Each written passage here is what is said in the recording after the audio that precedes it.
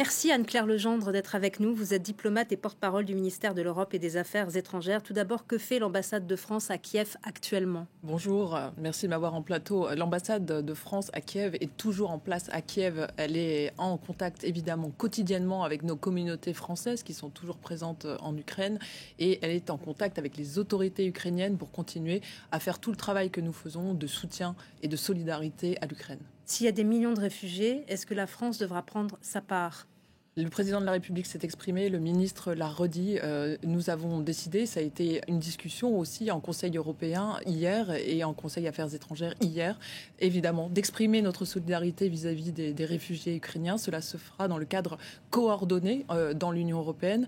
Le ministre Gérald Darmanin se rendra demain au Conseil Affaires intérieures pour discuter des dispositifs à mettre en œuvre pour accueillir les déplacés et les réfugiés ukrainiens. Est-ce que la France est prête à exfiltrer, même si on le voit, il fait des communiqués via des vidéos, il est pour l'instant toujours à Kiev, le président Zelensky, mais est-ce qu'elle est prête à l'exfiltrer ou en tout cas à garantir la vie sauve du président ukrainien Volodymyr Zelensky? Je ne crois pas que ça soit la question aujourd'hui. Le président Zelensky se montre à l'œuvre sur le terrain et je crois qu'il fait preuve d'une détermination et d'un courage que nous saluons tous et qui inspire aujourd'hui le peuple ukrainien et le monde entier. Pour avoir une diplomatie efficace, il y a deux conditions. Un, c'est développer le rapport de force. On l'a vu avec les sanctions américaines et européennes et qui vont peut-être gravir un échelon. Et il y a faire une proposition de sortie de crise acceptable par l'ensemble des partis. Est-ce qu'il y a actuellement une proposition ?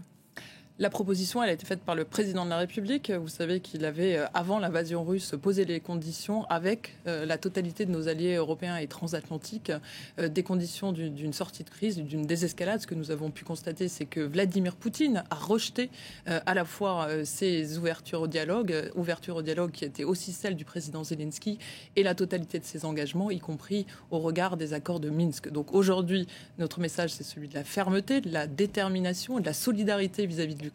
Le président de la République a eu le président Poutine à la demande du président Zelensky et il l'a appelé à la cessation des combats. Et c'est le message qui a été passé hier par l'Union européenne, par le Conseil de sécurité, où vous savez que la Russie, hier, s'est trouvée complètement isolée.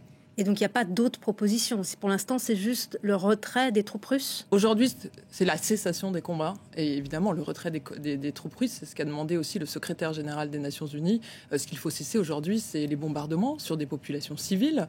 Ce sont les Ukrainiens aujourd'hui qui souffrent sans aucune provocation de leur part. Il faut quand même le rappeler, une violence et une invasion sur la totalité de leur territoire, contrairement à ce qu'indiquent les autorités russes. Si jamais le chemin de la négociation et de la diplomatie reprend, est-ce qu'il ne faudrait pas proposer un accord global de sécurité pour l'ensemble des pays européens, dont la Russie? Alors c'est ce que nous avions proposé, non pas un accord global, mais en tout cas définir un ordre de sécurité, des garanties de sécurité pour l'Europe qui permettrait de traiter toute une série de questions qui se traitent dans des enceintes différentes.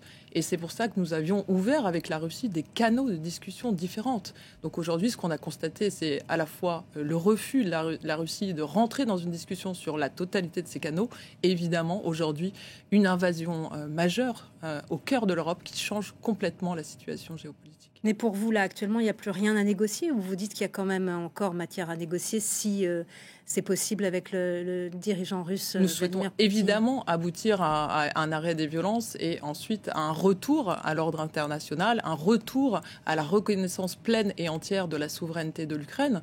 Il est évident que si le président Poutine souhaitait rentrer dans cette logique, nous souhaiterions pouvoir réouvrir des discussions, mais cela ne semble pas le cas à l'heure actuelle. Même s'il a proposé des pourparlers à Minsk au niveau ministériel. Et on voit bien que dans les conditions actuelles, ces propositions sont assez peu sérieuses et consistantes. Qu'en est-il de la résistance possible, d'après vos informations, de l'armée ukrainienne et de l'ensemble des hommes ukrainiens mobilisés? Vous avez entendu les déclarations du président Zelensky, donc je ne vais pas me faire le porte-parole de l'Ukraine et du peuple ukrainien, mais ce que l'on constate, c'est une résistance sur le terrain et une volonté de la part des Ukrainiens de tenir face à cette invasion russe.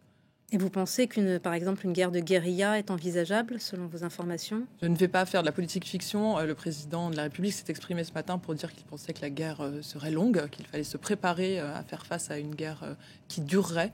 Et donc nous allons nous mettre en position, nous, diplomatie française, de tenir face à cette perspective, à la fois en développant, comme on l'a dit, un paquet de sanctions majeures contre la Russie, mais aussi en nous mettant en posture de pouvoir peut-être en adopter davantage. Et vous savez que la discussion se poursuit en Europe, mais aussi de soutenir nos alliés du flanc Est, puisque évidemment l'OTAN s'est mobilisée. Il y a eu hier là aussi un sommet de l'OTAN sans précédent, avec des mesures sans précédent qui ont été prises. Et enfin, pour nos économies aussi, faire en sorte que nos économies soient protégées et nos entreprises ne payent pas, nos concitoyens ne payent pas le prix de cette situation. Est-ce que la France va envoyer des armes à l'Ukraine? Alors ce n'est pas à moi de répondre, je suis la porte-parole du ministère de l'Europe et des Affaires étrangères. Par ailleurs, pour les sanctions, le ministre de l'Économie et des Finances, Bruno Le Maire, a dit qu'il était favorable pour l'exclusion de la Russie de SWIFT, le système de transactions financières internationales.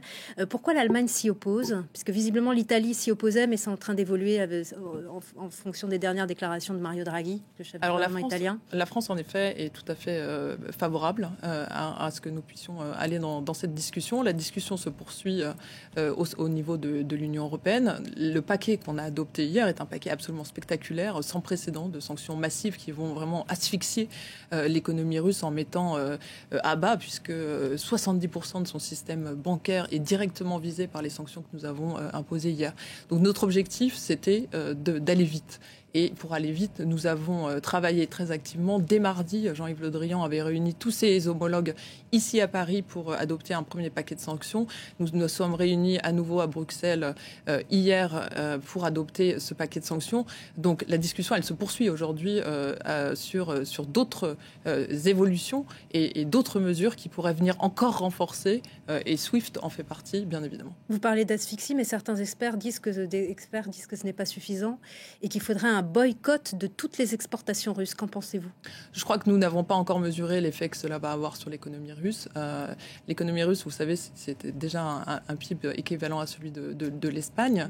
Ce n'est pas une économie extrêmement forte. Donc, bien sûr, ils ont des réserves en devises. C'est souvent l'argument que nous opposent les experts. Mais aujourd'hui, quand on regarde le panorama des sanctions qui ont été prises, c'est à la fois tout le secteur financier, des secteurs stratégiques, le secteur énergétique, le secteur des raffineries notamment, qui a rapporté à la Russie l'an dernier 24 milliards de dollars qui va être touché, des secteurs aussi en matière de transport. Donc c'est toute l'économie russe et tous ces secteurs stratégiques qui sont aujourd'hui poursuivis à la fois par les Européens, mais ne l'oublions pas, par nos autres alliés, puisque les Américains, les Canadiens, le Royaume-Uni ont aussi adopté des sanctions de même nature extrêmement sévères. Et si jamais Kiev tombe, est-ce qu'il ne sera pas temps de prendre la décision d'exclure la Russie de SWIFT? Écoutez, nous n'en sommes pas là. Donc à ce stade, nous poursuivons nos discussions, mais comme je l'indiquais, de notre côté, nous sommes favorables à cette mesure. Merci beaucoup Anne-Claire Legendre d'avoir été avec nous et merci d'être venue sur France 24.